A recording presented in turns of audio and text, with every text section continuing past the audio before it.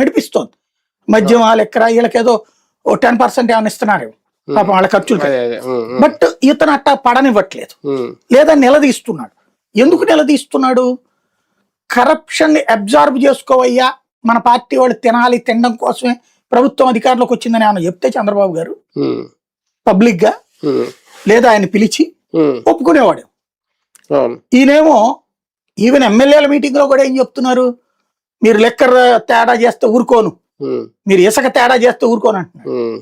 మరి ఆయన ఆశయాలే కదా అక్కడ ఆచరణలో పెడుతోంది. దత్తపుత్రుడు ఒరిజినల్ పుత్రుడు, ఈయన ఒరిజినల్ పుత్రుడు. బయటికి మేము కంట్రోల్ చేస్తామని చెప్తూ తప్పుడు పనులు చేస్తున్న దత్తపుత్రుడు అక్కడ ఉన్నారు.